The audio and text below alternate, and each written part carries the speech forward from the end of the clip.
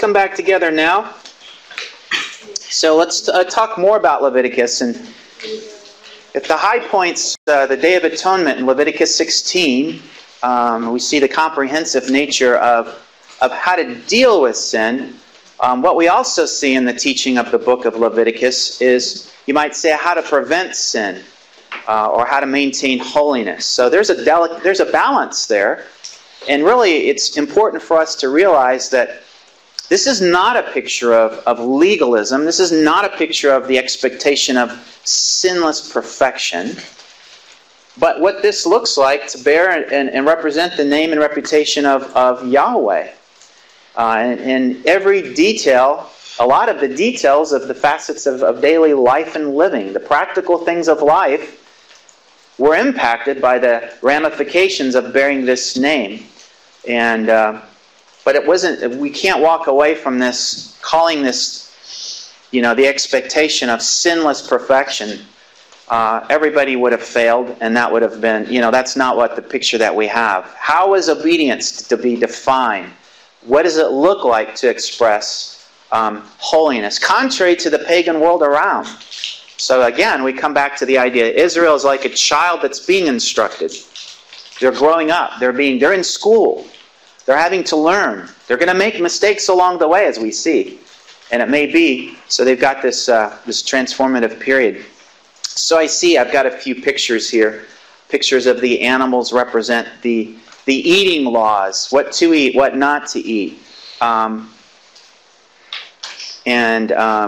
In the chapters just before Leviticus 16, we have some interesting chapters that focus on childbearing, the giving birth. There's laws with regards to that. Laws of how to deal with infection, especially leprosy. Leprosy is not as much of a problem in this country. Actually, and around the world it still is, can be. But in that context, it was a little more prevalent and needed to be addressed in terms of the pagan context. Israel was to have ways of dealing with disease and infection in the right way. So these are laws of clean and unclean. Clean and unclean, applying to how you eat, how you deal with diseases and things that could cause disease, and some of those things. So let's take a look at some of these, a little more detail. And in these chapters, before Leviticus, in and around Leviticus 16, I should say, we've got this manual of holiness. So the manual of holiness idea. And you've got holiness in food, which involved the activity of eating in chapter 11.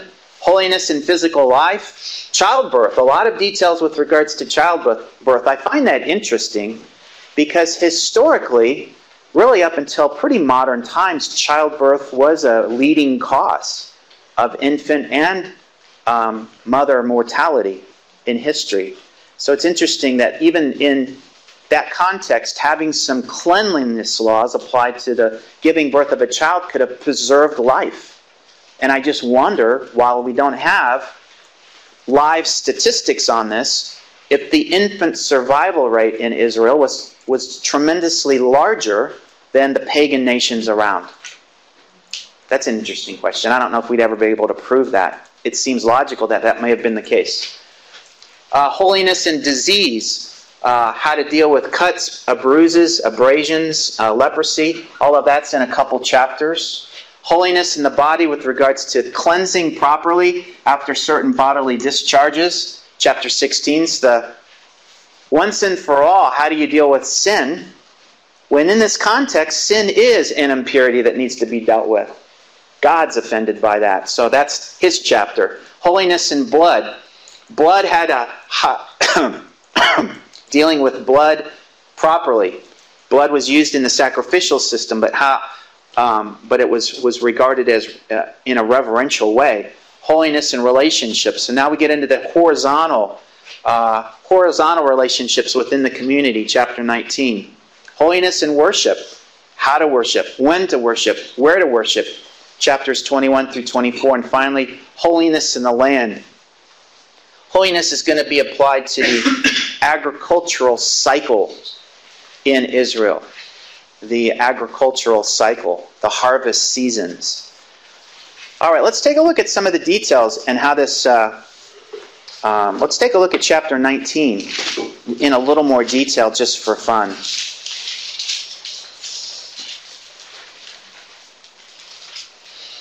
And I want to look at this, give an example here, verse by verse. So let's see, Ryan in the back. There you are. Could you read for us, starting in verse, in chapter 19? Verse 1?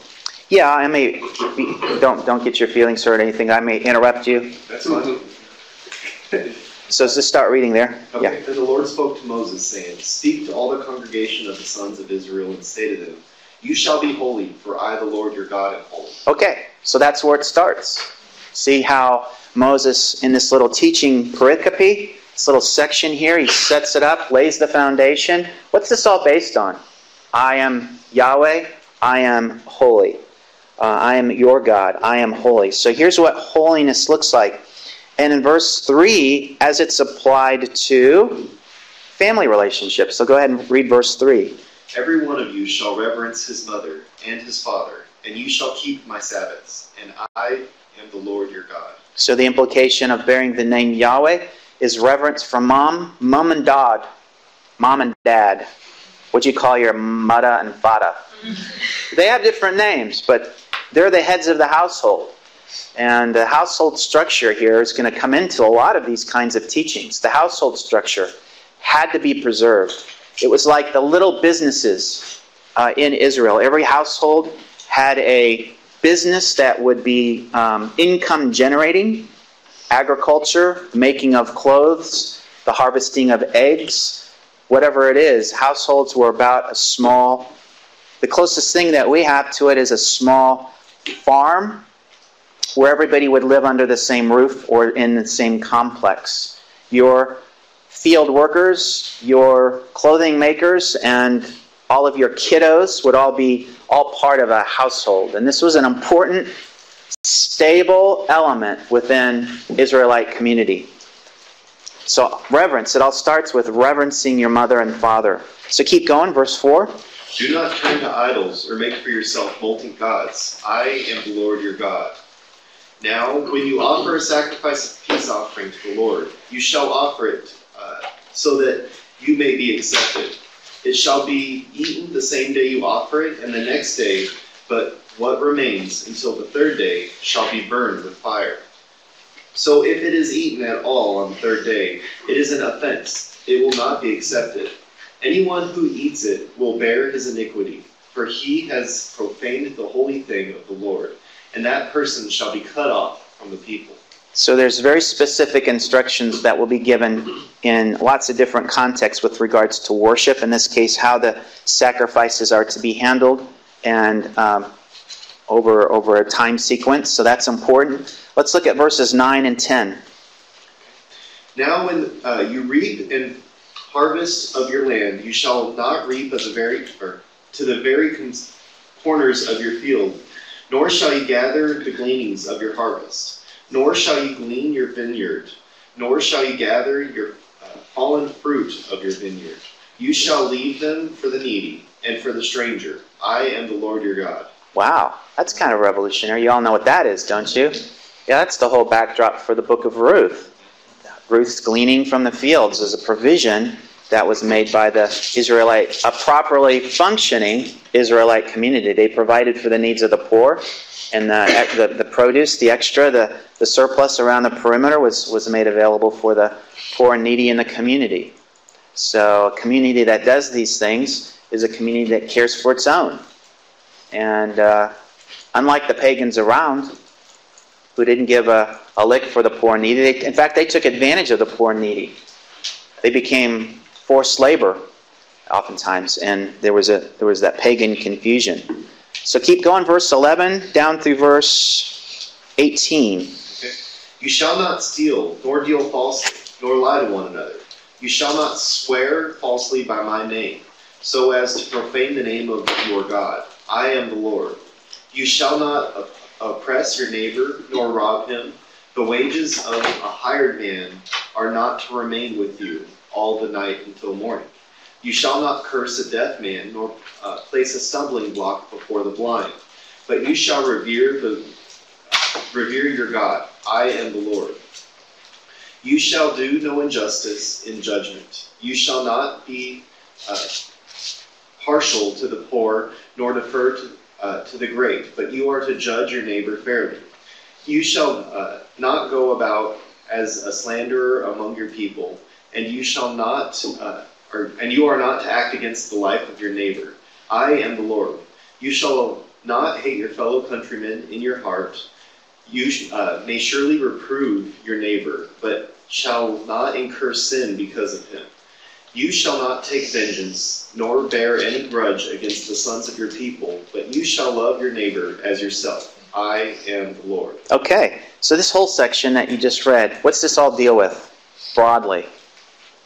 This little section here. Relationships. Yeah, and these are relationships, horizontal relationships with your neighbor, how you deal with the poor, how you deal with your neighbor, the poor, the deaf man, people who have special needs in your community, fellow countrymen. This is justice properly applied. So this makes for a defined, properly operating community. So it's interesting that amidst the chaos of the pagans around, where there was chaos, where there was injustice, where there was pagan tyrants taking advantage of the poor and needy and all the people in their country, we have a revolutionary society that's being defined in opposition to the pagans around.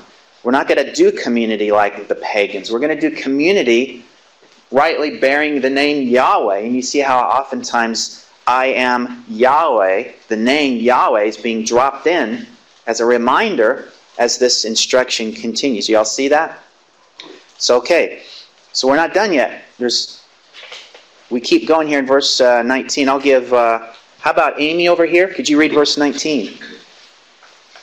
You shall keep my statutes. You shall not let your cattle breed with a different kind.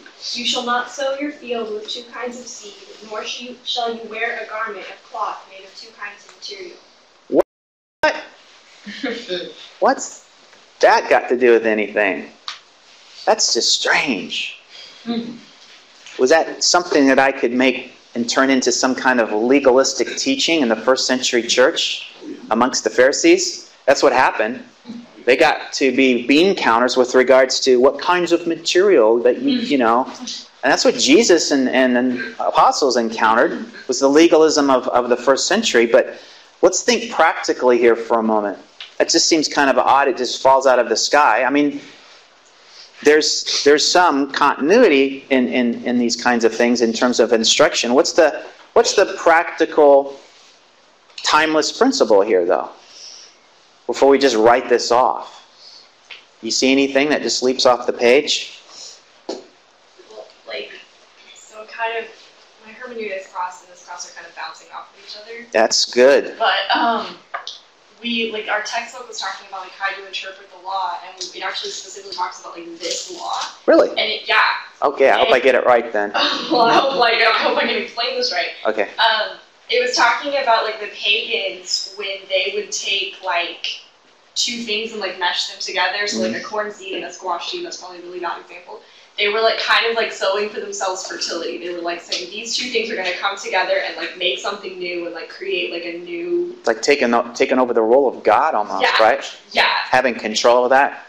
Yeah. Yeah. Interbreeding of animals sometimes does not result with good things. You know. So it's the preservation.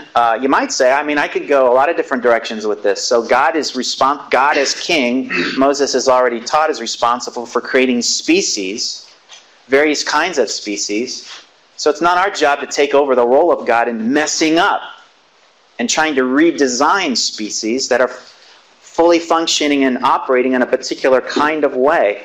So there might be a sense of that, a preservation, and also to protect people with regards to odd breeds that might come into, kind of diluting or kind of messing up the stability of particular breeds that have function for this or function for that. You start messing up that, you have the potential for some long-term ramifications with regards to animal husbandry.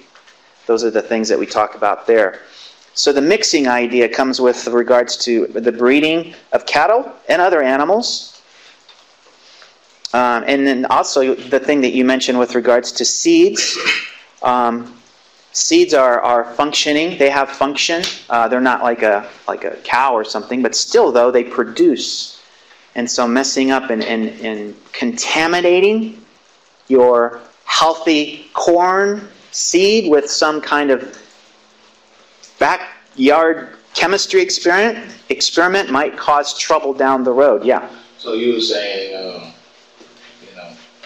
I was quoting this back in Genesis, when he created each seed-bearing plant, he created its own kind, species of its own kind. Yeah, sure. That once we start meddling in those things, yeah, then it messes up with the original intentions that came with after his own kind. Might be, yeah. There might be some things there. And it's just not only coming from God is responsible for creating fully designed, fully functioning species, but from that point on, if we start interfering with that, it could lead to some disastrous results. So it's an idea there of preserving the holiness is maintained by recognizing species and leaving them be species. What is, I can use the example of dog breeding, in the long-term history of man as we've dealt with dogs and we've kind of stepped in and bred dogs. Now we've got a whole zoo full of different kinds of dogs that are questionable at best. It's what's that dog? I don't know what that dog is. I don't recognize it anymore. Sometimes my Welsh Corgi, I wonder sometimes, what's that little dog with little short legs? Anyway, so things like that. The garment upon two kinds of material. There's some practical things maybe there. Maybe you talked about this. If you mix cotton with wool and try to sew it together. When it gets wet, you've got stretching and the cloth breaks, and it's just not practical. Something like that. So yeah. But they have, now they're mixing seeds of the GMO thing. Now they mix different seeds to make them longer bearing or shorter lifespan. If we know what we're doing, When they show, yeah. Some people believe that's not good for us. Yeah. Those types of. It's not good for our health. Not good for our health. That'd be a good modern example. Some argue that the reason for so much gluten intolerance now is because of the modified wheat. Modified wheat. That would be an interesting doctoral dissertation that could be written. Yes. Seriously, though, yeah, that might be. So you get into some foundational things here, and then you have your modern-day conversation. So, yeah, we get more produce. People make more money. But what are the health benefits for the end user? Maybe not so good. We fill the bucket pretty quick, but what's in the bucket is not as quality as it could have been from original pure seeds that come from our grandpa and grandma back in their day, something like that. So this is so if we keep going here, let's go verses 20 through 22. Keep going, Amy. If a man lies sexually with a woman who is a slave, assigned to another man, and not yet ransomed or given her freedom, a distinction shall be made. They shall not be put to death because she was not free, but he shall bring his compensation to the Lord to the entrance of the tent of meeting, a ram for a guilt offering. And the priest shall... Let's pause right there. So 20 through 22, we have an example now that kind of jumps quickly from one example to the next, but with regards to, in this particular case, when someone sins against another person or takes advantage of another person, in this case, legal ramifications are applied. There are legal processes that are applied. Every healthy Israelite community would have a place of meeting, typically at the city gate, where justice decisions would be rendered by the elders of the city who would be serving to hear a matter between two parties and apply as best they can the law, the teachings, the instructions, and bring about justice as a means of preserving that justice. And we have that in our country, thankfully. We have justice that's applied, and we have people who come along and, their job is to hear things fairly and apply justice. So we see our benefits of that in this country as compared to other countries where they don't have this kind of system. we have people that can live and get along and make progress and advance and accomplish things together. So this is, we should not be surprised that we're seeing the same kind of thing here. Let's see, let's jump down to verse 23 through 25. Keep reading there, Amy. When you come into the land and plant any kind of tree for food, then you shall regard its fruit as forbidden. 3 years it shall be forbidden to you; it must not be eaten. And in the 4th year all its fruit shall be holy, an offering of praise to the Lord. But in the 5th year you may eat of its fruit to increase its yield for you. I am the Lord your God. You shall not. No, okay. So that's just that's a self-contained little unit there. So maybe you'll cover this one in your hermeneutics class. I have no idea. But it's an interesting one, isn't it? How many of you grew up on a farm? Maybe or involved in running an orchard or anything like that. There's a kind of a timetable, I think, that you can apply to when you first plant a tree and how soon down the road you're allowed to start reaping of its fruit. I mean, to be fair to the tree, it has to be a certain maturity before you start, taking of its fruit, before it can, get to that place. So maybe that's a little bit about what's going on here. And you'll find that in a lot of these instructions, we were surprised to see how much attention is given to the green teaching, green instruction, the ecology, reverence for the land, and its natural cycle is appreciated. And as we'll see here in a little bit in the teaching that Moses leaves. When they get to the land, there's going to be a special attention given to the agricultural foundation to the society, so that you're not abusing the land. You're letting your fields go fallow for a time so that they can replenish themselves. Little do they know, in the soil, all those little micronutrients have a way of giving nitrogen back to the soil, and all those little worms and bugs that have a chance to crawl around and make their holes and all that stuff allow the soil to hold moisture longer than soil that's been plowed over and over and over and over again. Soil that's been plowed over and over and over again has a tendency to, the water runs off because it doesn't seep in, it doesn't stay. This is just what it is. So all of these things are very practical. Chapter 20, verses 26. Now we get into some other things. Now we change gears again. You shall not eat anything with the blood, nor practice divination or soothsaying. So eating practices like the pagans. Don't do it. You shall not round off the side growth of your heads, nor harm the edges of your beard. Don't wear your hair like pagans. You shall not make any cuts in your body for the dead, nor make any tattoo marks on yourselves. I am Yahweh. Gets controversial, doesn't it? This is, I think, a little bit of a pagan. I mean, if you want me to speak to it, if you can, wearing tattoos like pagans. There's a pagan way to, broadcast a tattoo. Maybe there's a Christian way to wear a tattoo. I don't want to get into the nitty-gritty of that, but I guess it gets to the heart of why you're doing it. And in terms of identifying yourself in the world around that's watching, you got to be careful about that whole thing so that you're not putting yourself in a position of not being able to minister or not to be having a particular job, and for the world around you to come to the wrong conclusion about you because you're wearing something on your skin that would be considered a tattoo. So that's just some thoughtful things there. With regards to that. But in Moses' context, I think it has everything to do with pagan identification. So that's clear, I think. Verse 29 is also pagan. Don't profane your daughter by making her a harlot, a temple prostitute, so that the land may not fall to harlotry, and the land become full of lewdness. You shall keep my Sabbaths and revere my sanctuary. I am the Lord your God. Now let's move down to verse 33. And this is really interesting too. This gets into the missional side to this whole thing. Verse 33, when a stranger resides with you in your land, you shall not do him wrong, treat him well. The stranger who resides with you shall be to you as the native among you, and you shall love him as yourself. Isn't that interesting? For you were aliens in the land of Egypt. I am the Lord your God. You shall do no wrong in judgment, in measurement of weight or capacity. So when they come to trade, do not take advantage of them on the city streets with your weights and measurements. Don't add a little bit of lead to the weight so that you get a little more or a little less. It's got to be fair and square. So when they come, the outsiders come to the city courts to trade, they're going to walk away knowing they got a fair deal, and they're going to go back and tell all of their friends, hey, you know the best place to go and trade your goods? It's in Israel.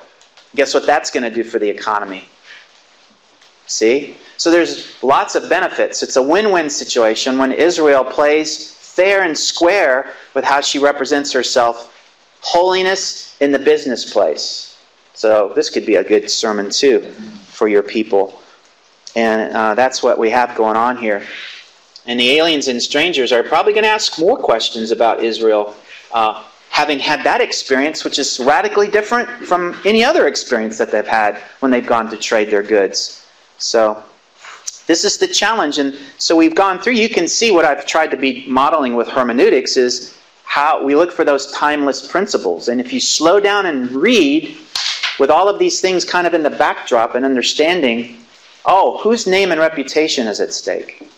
You know? We can think through, well, what do I do now? What's a modern application that I can come up with from my youth group or from my congregation in a sermon as I'm reading through and teaching or preaching this? So that's a proper hermeneutic, I think, with regards to what we do with this.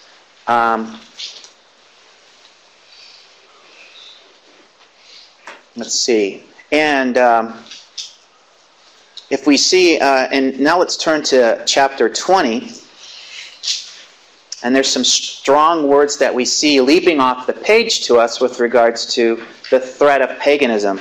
So let's have Heather up here. Could you read for us in chapter 20, verses 1 through 7? Okay.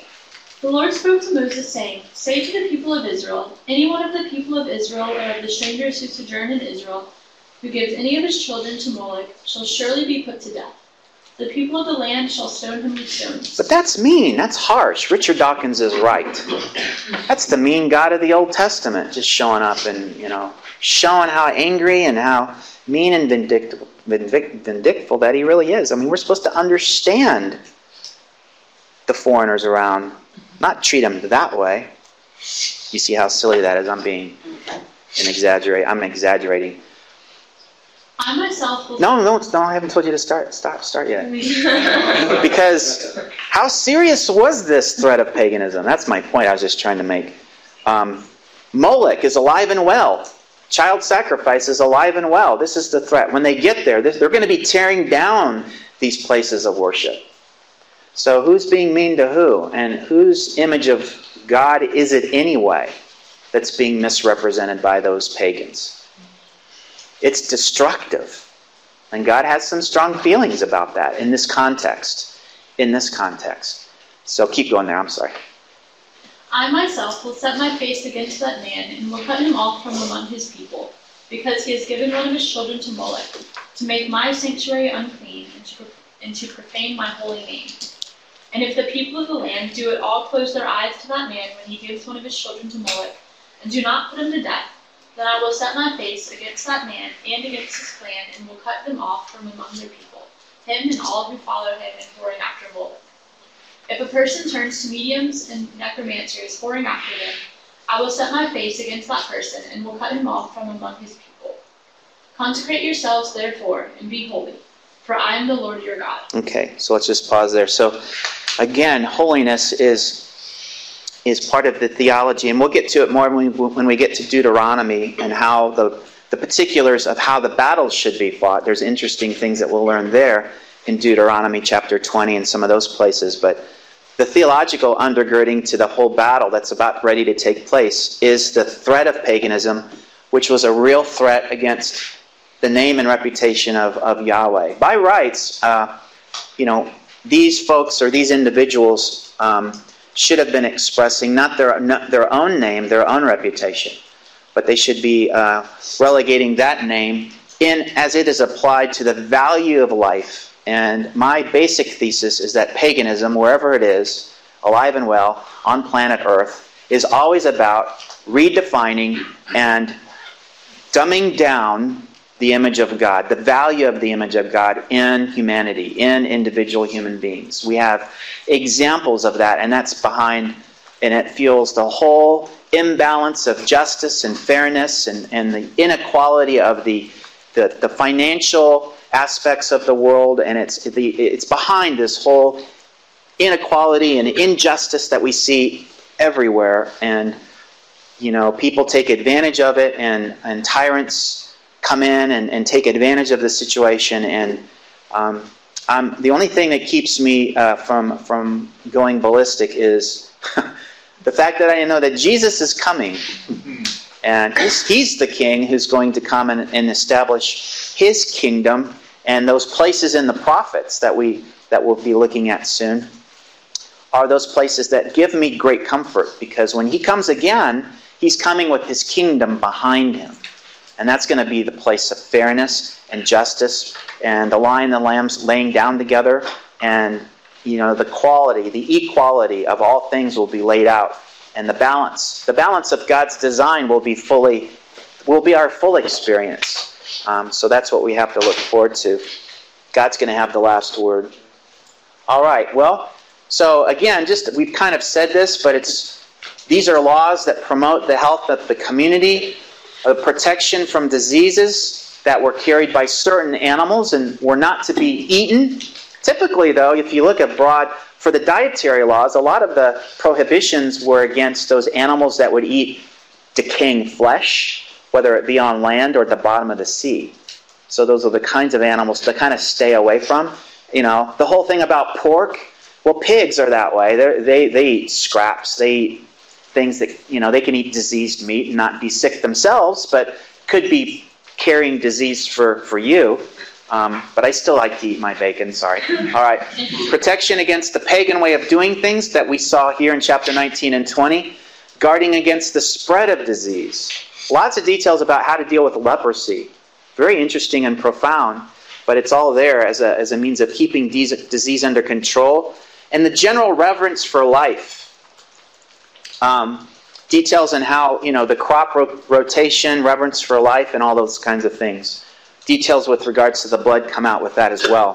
So there's this reverence for life. We're not supposed to be killing things willy-nilly, but dealing with them and handling them in a proper sense as an expression of God's holiness.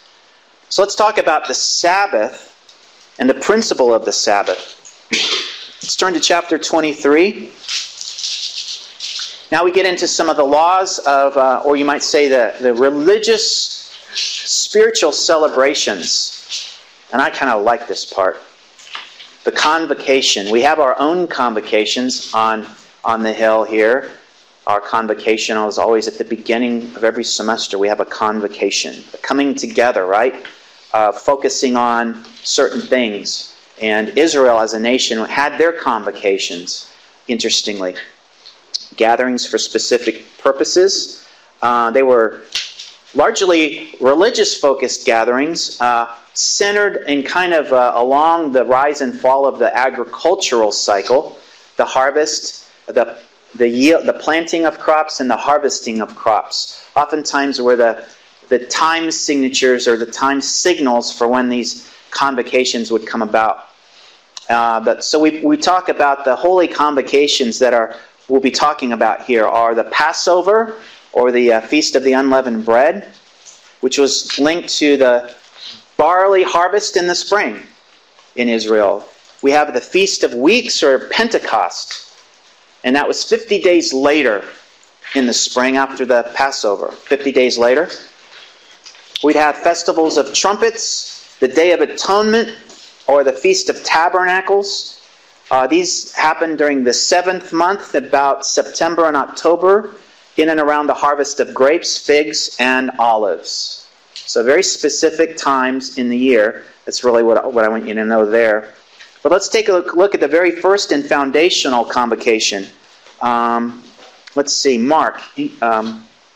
Lindgren. Mark, I know you're here. Where are you? Down here. There you are. Yeah, read for us chapter in Leviticus chapter 23, verses 1 through 3. Okay. The Lord spoke to Moses, saying, "Speak to the people of Israel and say to them, these are the appointed feasts of the Lord that you shall proclaim as holy convocation.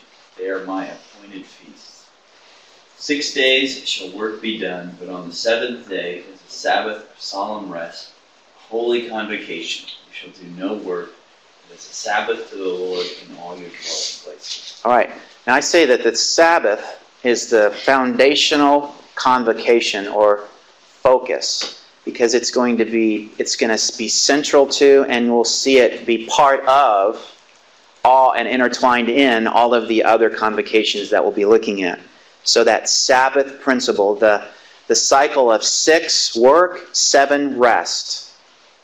6 years of this, 7 year of that. 7 times 7, 49 years of this, and then the 50th year of that. So this cycle of 7, 6, then 7 comes from what passage? Goes back to where? Genesis. Yeah, Genesis 2, verses 1 through 4. That little section there where. And it's interesting where this is going to kind of take us back to, and I think in the right way. When Israel had these convocations, and they're doing something, and then they apply the Sabbath principle and rest, what are they supposed to work to do on that day of rest? What's the only legitimate work that they're supposed to do? Worship and remind themselves of God as King. He is the one. And that's what we saw when we looked at Genesis 1 through 4.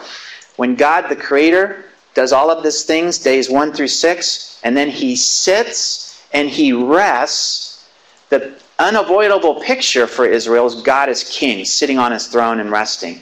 And then commanding that same response to everybody around. Only a king does that.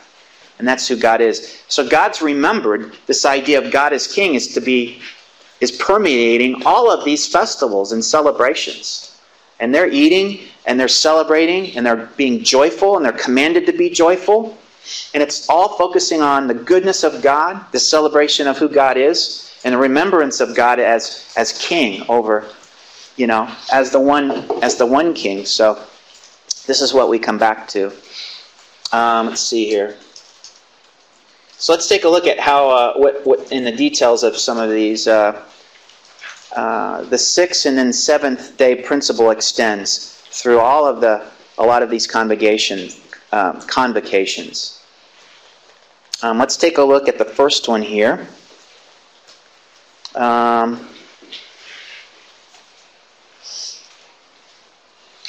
I guess I wanted to, so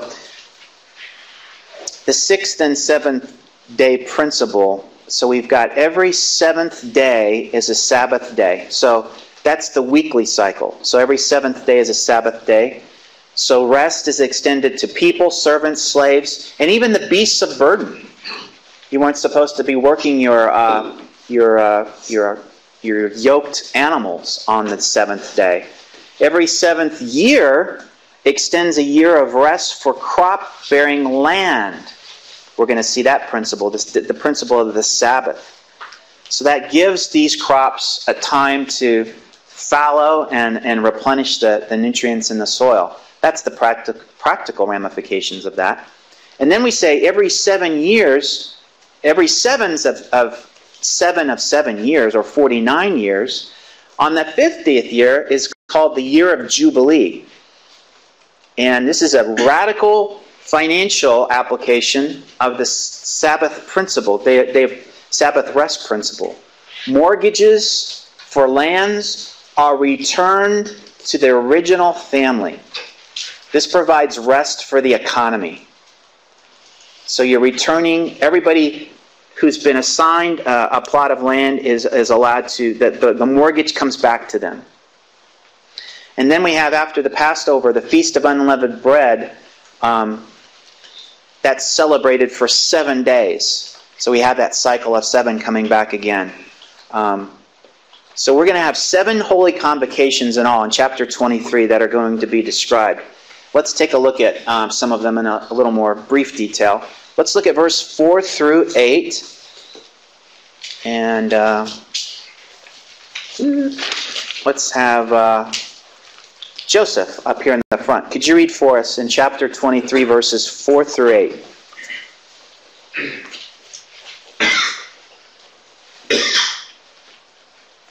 These are the feasts of the Lord, holy convocations, which you shall proclaim at the appointed time. On the 14th day of the first month of the twilight is the Lord's Passover. And on the 15th day of the same month is the feast of unleavened bread to the Lord. 7 days you must eat unleavened bread, and on the first day you shall have a holy convocation. You shall do no customary work on it, for you shall offer an offering made by fire to the Lord for 7 days. The 7 days shall be a holy convocation.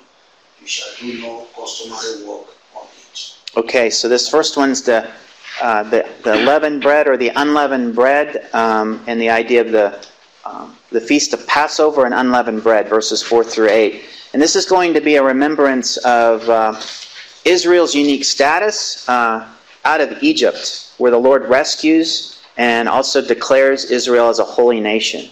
We see that in Exodus 19:6. So the feast of unleavened bread over the Passover. And then we have another one here in verses 9 through 14. Let's see here. Is Micah here? Micah Parker? Okay, could you read that for us? 9 through 14. The Lord spoke to Moses, saying, Speak to the people of Israel, and say to them, When you come into the land that I give you, and reap its harvest, you shall bring the sheaf of the first fruits of your harvest to the priest. And he shall wave the sheaf before the Lord, so that you may be accepted. On the day after the Sabbath, the priest shall wave it. On the day when you wave the sheaf, you shall offer a male lamb, a year old, without blemish, as a burnt offering to the Lord. And the grain offering with it shall be 2 tenths of the ephah of fine flour mixed with oil, the food offering to the Lord with a pleasing aroma. And the drink offering with it shall be of wine, 1/4 of a hin. And you shall eat neither bread nor grain, parched or fresh, until this same day, until you have brought the offering of your God.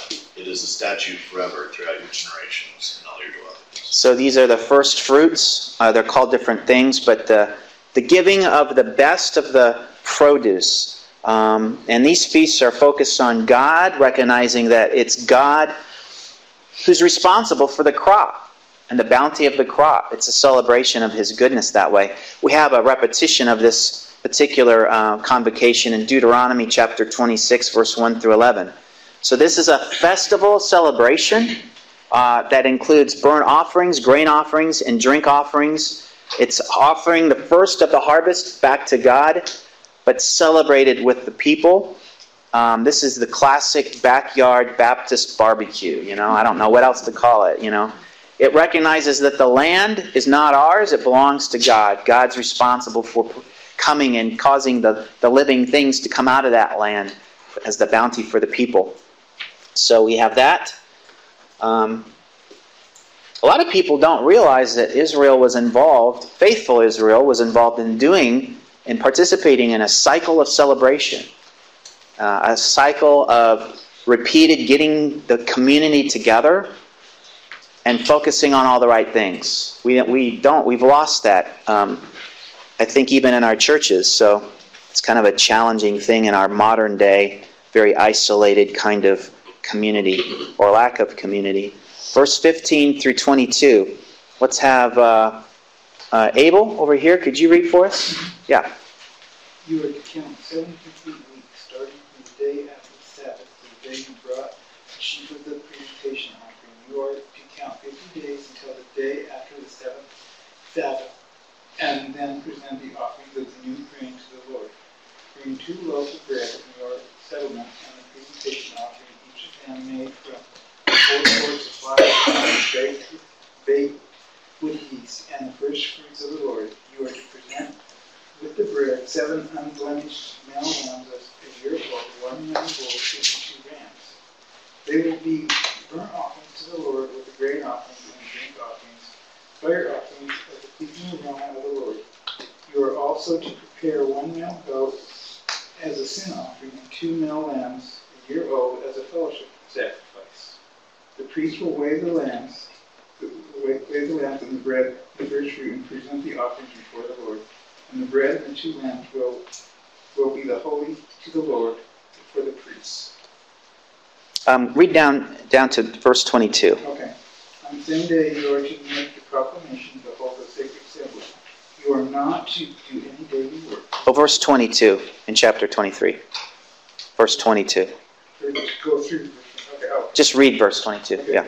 When you reap the harvest of your land, you are not to reap all the way to the edge of your land, or gather the gleanings of your harvest. Leave them for the poor and the foreign residents. I am Yahweh your God. It's interesting how in verse 22 we saw that already, how the poor and needy are addressed in the community. But here as part of the festival, as part of the celebration, the Feast of Weeks, we've got the offerings, burnt offerings, fellowship offerings, all part of this festivity. But it's also as a means of inviting and engaging the poor and needy in the community to also be part of the celebration. So there's nobody that's left out of these celebrations and focuses on the Lord, which is really interesting. And in verse 23 through 25, again the Lord spoke to Moses, saying, "Speak to the sons of Israel, saying, in the 7th month, on the 1st of the month, you shall have a rest, a reminder, by blowing of trumpets, a holy convocation. You shall not do any laborious work, but you shall present an offering by fire to the Lord." So this is the famous blasting of the shofar, the Hebrew word for trumpets. The ram's horn is blown as a means of celebrating and signified here the end of the agricultural cycle. And that's what we have. So you see this, again, comprehensive means of celebration, convocation, holy convocation, focusing on the goodness of God, the provision of God, and inviting and involving all aspects of the community. And that's kind of an interesting thing. So here we have the 10th day of the same month, verse 26 through 32.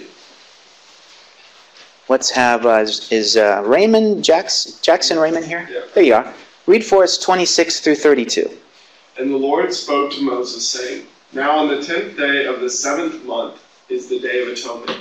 It shall be for you a time of holy convocation, and you shall afflict yourselves and present a food offering to the Lord. And you shall not do any work on that very day, for it is a day of atonement, to make atonement for you before the Lord your God. For whoever is not afflicted on that very day shall be cut off from his people. And whoever does any work on that very day, that person I will destroy from among his people. You shall not do any work. It is a statute forever throughout your generations in all your dwelling places. It shall be to you a Sabbath of solemn rest, and you shall afflict yourselves. On the 9th day of the month, beginning at evening, from evening to evening, shall you keep your Sabbath." Your translation says afflict, or the idea there is like humility, the idea of humbling yourself. I think instead of afflicting yourself, I'm thinking of, do I whip myself on that day or something? I don't know. No, it's the idea of humility and humbling yourself. So the Day of Atonement here is woven into the convocation, and we saw the details, right, of the Day of Atonement in Leviticus 16. But it's interesting the severity of the repeated 3 times, no work, no work, no work, is made in reference to humble yourself, humble yourself, humble yourself. So there's this focus of getting yourself out of the way, not focusing on yourself, but on other things on this Day of Atonement. There's a lot to be focusing on, so as we've seen. And then lastly, the Feast of Tabernacles in verse 33 through 44. Let's take a 5-minute break, and we'll come back in 5 minutes and finish out the book of Leviticus.